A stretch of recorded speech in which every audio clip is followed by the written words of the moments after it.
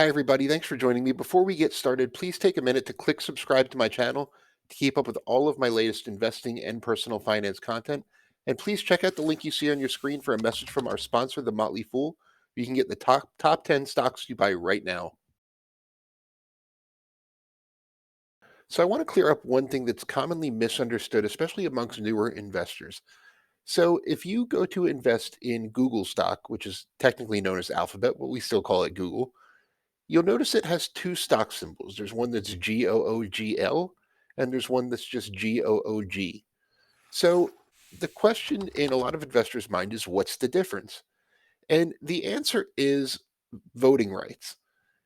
When you own stock in a publicly traded company, you will get the right to vote in board meetings. If every year you'll get something in the mail or something through your broker before the annual meeting asking you to vote on election of board members, compensation packages, and certain other action items within the company. Some stocks have more than one class of share that separates voting rights. In the case of Google, the stock that has the symbol GOOGL is known as the Class A stock. Those shares have one vote apiece when it comes time for the annual meeting and in other corporate matters.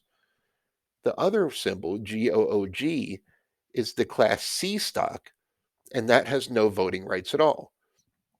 You may be wondering why there's just A and C. There is a Class B stock to Google, but it is not publicly traded. Class B is held by insiders and the original company founders and things like that. And those have 10 votes per share. They're called super voting shares informally. So the reason that companies set up multi-class stock structures is to give certain investors more power over the company. In the case where there are super voting shares, it's usually to give the founders and company insiders disproportionate control of the company. So, just to kind of recap, there are three different types of Google shares: Class A, Class B, and Class C. Class A has one vote, Class C has no votes. Those are the only two you can buy on the open market. And Class B, which don't trade, have 10 votes per share. Google is not the only company to use this stock structure. There are a few other publicly traded companies that have multiple classes of publicly traded stock. Zillow and Under Armour are two of the more popular examples. And the reason is the same. One of those has voting rights, the other doesn't. If you ever forget which is which, you can usually tell because the class with voting rights will trade for just a little bit more than the one without. A lot of companies, it's also worth pointing out, have two classes of stock, one of which is traded, one of which is not. Square or Block is one of those. There's Meta, which is also known as Facebook. Twilio is another popular company that has a dual class share structure. And those just have publicly traded shares and super voting shares for insiders. So not uncommon. And other companies have dual class structures for different reasons. Berkshire Hathaway is a big example. Berkshire Hathaway has two publicly traded classes of stock, A and B. If you look up Berkshire Hathaway's A shares, you'll notice they are hundreds of thousands of dollars a piece, while the B shares are much cheaper. And those are different economic interests in the company.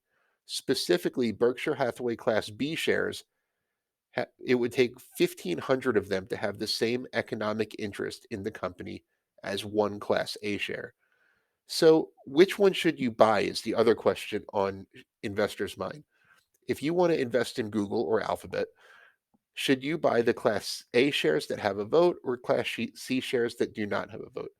And the answer is buy whichever one you want because for smaller investors, voting rights are really not a significant part of the investing thesis.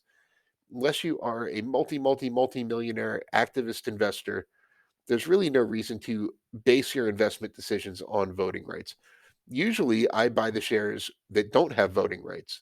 I own some Zillow stock, for example, and I have the shares that do not have voting rights because I really don't care about voting rights. I just want a stake in the business. So, hopefully, you found that informative. Thanks for listening. Once again, thank you so much for joining me. Be sure to click subscribe if you don't subscribe to my channel already.